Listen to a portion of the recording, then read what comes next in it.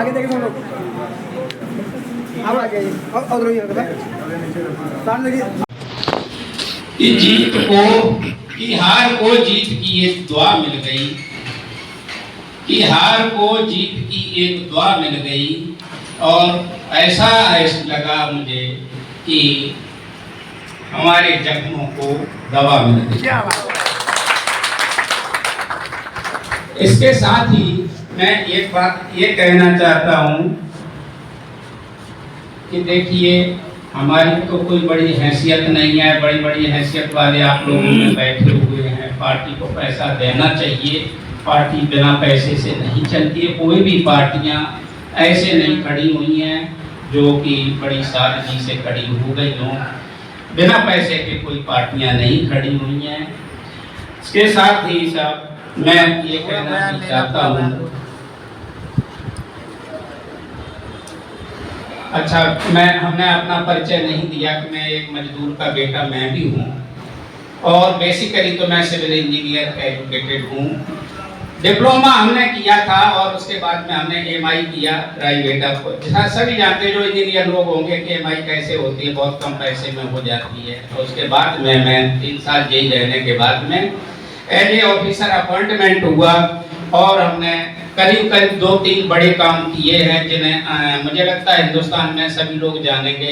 एक, अपनी कमांड में जम्मू कश्मीर में श्रीनगर में अनंतनाग में मेरी यूनिट 99 जिसको हमने कमांड किया, और अभी अभी मैं वहीं से रिटायरमेंट आया था।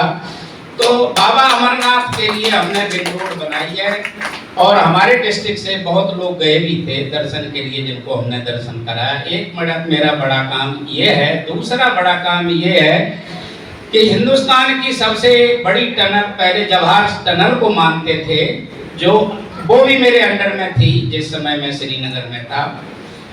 इसके बाद में सबसे बड़ी अटल टनल है अब 8.81 किलोमीटर की, जो रोहतांग टनल जिसे भी बोलते हैं, उसमें भी मेरा योगदान 3 साल है। तो अभी भाई लोग कह रहे थे यहाँ के बड़ी 2 भाई लोग जमीन देने को तैयार हैं, तो मैं अपनी एक्सपर्टाइज जरूर मैं दूंगा, और जो मुझसे मदद होगी मैं मदद करूंगा। अगर कोली भवन बनाने की बात चलती है तो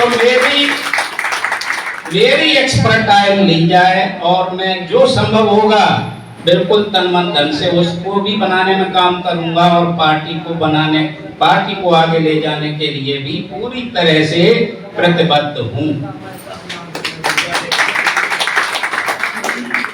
हमसे अच्छे लोग बहुत बैठे हुए जिन्हें मैं जानता हूं। सत्य प्रकाश साहब बहुत बड़ी संपत्ति के मालिक हैं। हमारे पास 108 बीघा लैंड है। कोरियों में जमीन नहीं होती है, और मैंने जमीन को केवल इसलिए ली थी कि हमारे बुजुर्गों को कुछ लैंडलॉर्ड ये कह देते थे, हमारे यहाँ मजदूरी नहीं करने जाओगे तो कल खुरपी लेकर के घास छीलने मेरे खेत में मत जाना। आज मैं उनको बटाई पे जमीन देता हूँ। 108 बीघा हमने जमीन।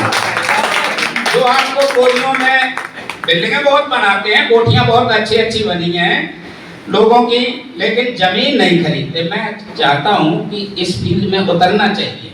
आपका सम्मान रहेगा, आपकी पीढ़ियों का सम्मान रहेगा, आपकी बिरादरी का सम्मान रहेगा।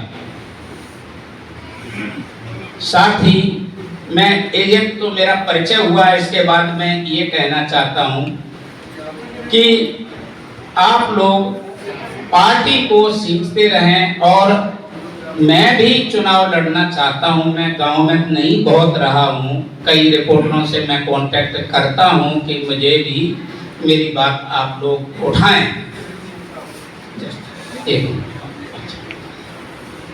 मेरी विधानसभा किसनी 109 है। मुझे याद है मुलायम सिंह जी का जो सेवई गांव है मेरी दीवारों से लगता है। कोरियों को उन्होंने जब चुनाव पहला लड़ा था, पार्टी खड़ी हुई तो बहुत बड़ी भूमिका दी थी, और वो पार्टी सत्ता में आई थी। उसके बाद में जैसे जैसे कोरियों को वो अलग करते गए, तैसे तैसे पार्टी सत्ता से दूर होती गई। अब हमने सुना है, अभी मैं 15 साल से बीजेपी में काम कर रहा था। आज मैं रास्ते में जैसे ही आ रहा था, सब लोगों का मैंने स्वागत किया। हमने कहा उस दिन हमारे गांव गए थे तो मैनपुरी में स्वागत किया। हमने कहा देखना कहीं से बीजेपी वाले लोग कितना हमें उठाने लगे। तो आज मैं रास्ते में आ रहा था, गाड़ी ड्राइव करते हुए, पार्टी का फोन आया कि साहब आप कहीं मत जाइए, परसों हमारी एक सेमिनार है, आप उसमें आ जाइए, आपका बहुत बहुत स्वागत है, आपको हम टिकट दिलाएंगे। ये 2 दिन पहले का असर आज हुआ करके, और वो बहुत अच्छी तरह घेरने लगे। वहाँ के जिलाध्यक्ष प्रदीप सिंह चौहान है, वो हमें अपना बड़ा भाई भी मानते हैं, तो उन्होंने आई थिंक कोशिश की है। बट ये मैं मानता हूँ, ये जरूर मैं कहता हूँ कि मैं कहीं भी जाऊं, ये मेरा खून है पार्टी, और मैं कहीं भी बैठूं, पूरे दिन बैठूं, रात को आपके पास बैठूंगा। और फंडिंग के बारे में मैं किसी कोई पार्टी को फंडिंग नहीं करता हूं, ना करूंगा। फंडिंग केवल मैं अपनी पार्टी को करूंगा, जो भी मेरे से संभव है। इवन एक दिन नागेश्वर साहब मेरी पूरी परिस्थिति जानते हैं, मैं इनको ये भी बोल दिया कि अगर जरूरत पड़ेगी तो हमने कोठी बनाई है, वो पार्टी ऑफिस के लिए दे देंगे, और 108 बीघा पूरी जमीन आपको पार्टी को नाम देंगे। इंजीनियर रमेश चंद्रा जिंदाबाद, रमेश चंद्रा जिंदाबाद। मनीष सिंह साहब से मेरा ये अनुरोध है, मुझे लगता है कि आपके रहते हुए जरूर पार्टियों से अलायंस होगा, तो किसी विधानसभा 109 जिससे मैं आता हूँ, वहाँ मेरा बहुत 15 साल का होमवर्क है, और बीजेपी का हर कार्यकर्ता मुझे जानता है। 240 गांव हैं, 40 पंचायतें हैं, मैं किसी ऐसा कोई गांव नहीं होगा जिस गांव में मैं नहीं गया हूं।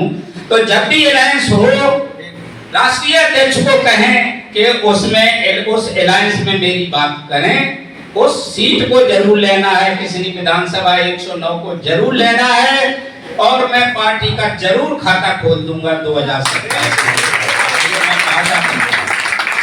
और वो पार्टी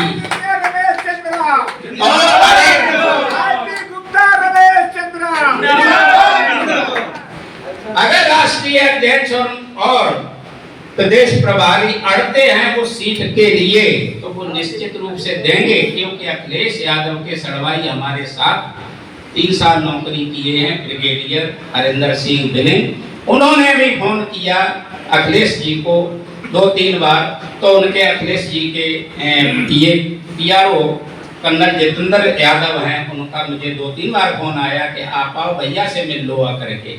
मैं नहीं गया, इसलिए कि मुझे अगर टिकट नहीं मिली तो बीजेपी में भी लोग मुझे नहीं बैठने देंगे, इसलिए मैं बीजेपी में आज भी बैठता हूं, कोई डाउट नहीं होना चाहिए। मैं आपके साथ हूं हमेशा, और चुनाव लड़ूंगा, अपनी पार्टी से लड़ूंगा। हमारी सीट 15,000 से 20,000 में हारती है। अगर हम जीतेंगे नहीं, IIT की टिकट से भी लड़ेंगे, जीतेंगे नहीं, तो बीजेपी हमेशा ही उस सीट से हारती रही है, 15 से 20,000 से। अब की बार मैं 35 से 50,000 रुपए हरवा दूंगा बीजेपी।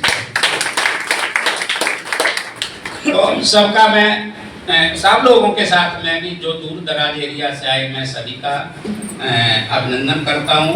बहुत बहुत धन्यवाद, थैंक यू।